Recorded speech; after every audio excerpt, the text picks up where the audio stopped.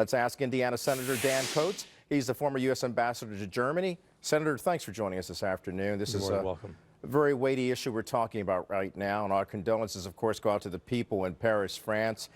President Obama, in responding to the terror attacks in Paris, says the United States is going to do whatever it takes to work with the French people and with nations around the world to bring these terrorists to justice, as he says, to go after any terrorist networks that go after our people.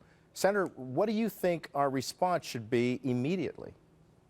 Well, the president's been saying that for a number of years now, but we have not seen the kind of strategy necessary to do what the president says we should do. The civilized nations of the world who are in the targets of ISIL, and we see this repeated over and over. Now it's the second time in France in just 10 months.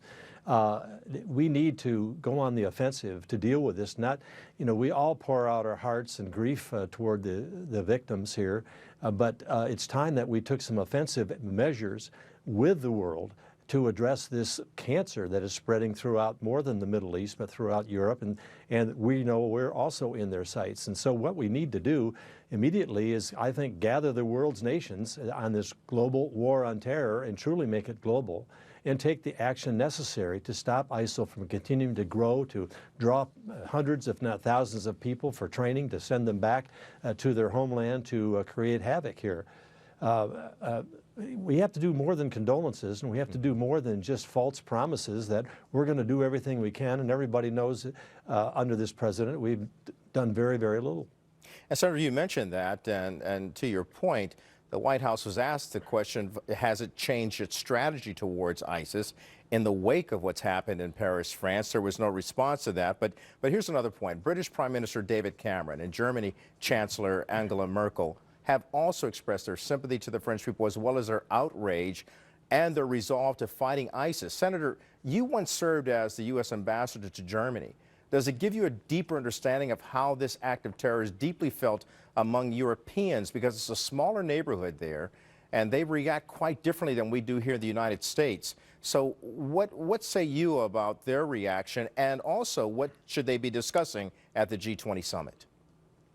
Well, my second day on the job as ambassador to Germany in Berlin was 9/11, and I witnessed the outpouring of support in genuine grief expressed toward the United States with the horrific actions that took place on 9/11. At that time, there was also the resolve to stand up and address this issue. But here we are now, a decade later, seeing this attacking Europe itself. We want to express our grief. We want to express our resolve to do things better, but that's all talk. We obviously have not taken the steps necessary to contain, as the president said, or begin to defeat ISIL. And that's going to take, I think, a coordinated strategy, including Muslim nations, from the moderates. If they're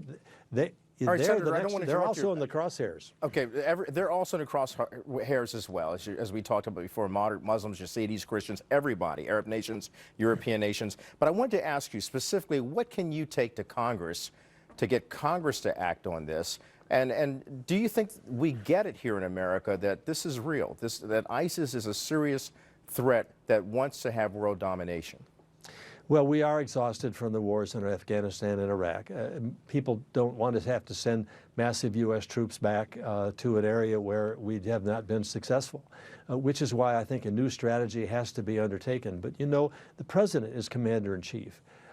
Senators can't dictate, or congressmen can't dictate, oh, this is what we should do. We can work with an administration, but if all they want to do is talk about it and just take incremental steps like the bombing, a few sorties a day, no forward observers, so we're obviously not having the success that we would like to have.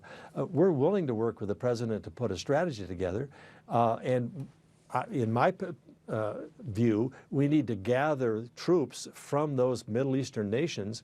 When are they going to take the squares and say enough is enough? When are they going to say, look, if you'll provide us support to back us up, give us the intelligence, give us the targeting, give us the air cover and the power, we will join the Kurds. We will join some of the Iraqi forces. We will, because this cancer is going to come after us before it comes to you. And I think we need leadership that we're not getting out of this president. Senator Dan Coats of Indiana. We thank you, sir, and it seems Sure, like that thank you. cancer has metastasized. Thank you. It sure has. National security and terrorism now moving to the forefront of the 2016 presidential race. The topic to